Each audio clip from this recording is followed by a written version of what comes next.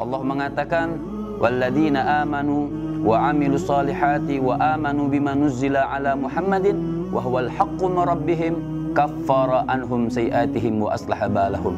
Allah Subhanahu wa taala mengatakan di dalam Al-Qur'an rumus yang pertama pengen baik dunia dan akhirat, walladzina amanu.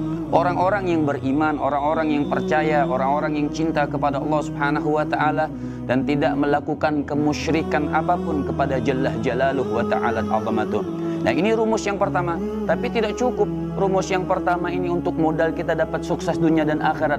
Harus ada yang kedua. Banyak yang mengaku iman tapi tidak sholat kepada Allah. Banyak yang mengaku iman tapi tidak berpuasa. Banyak yang mengaku iman tapi tidak berakhlak kepada Allah dan kepada manusia. Maka Allah kasih rumus yang kedua. Yang pertama walladzina amanu, dan yang kedua walladzina amanu wa amilus solihati. Yang kedua beramal soleh, amal yang wajib, amal yang sunnah, itu semua amal soleh dari Allah Subhanahu wa ta'ala. Jadi pengen sukses dunia dan akhirat, lakukan yang pertama beriman kepada Allah, dan yang kedua beramal soleh. Dan yang ketiga, rumus yang terakhir dari Allah langsung di dalam Al-Quran Jalla Jalaluhu wa ta'ala azamatuh. Yang ketiga, wa amanu bima nuzzila ala Muhammadin, mengikuti Nabi Muhammad, cinta kepada Nabi Muhammad, mengikuti arahan tuntunan daripada baginda Nabi besar Muhammad Sallallahu alaihi wasallam. Maka apabila kita melakukan tiga ini dari Allah Subhanahu wa ta'ala, maka Allah katakan wahwal haqqu min rabbihim, itulah yang benar dari Allah Subhanahu wa ta'ala.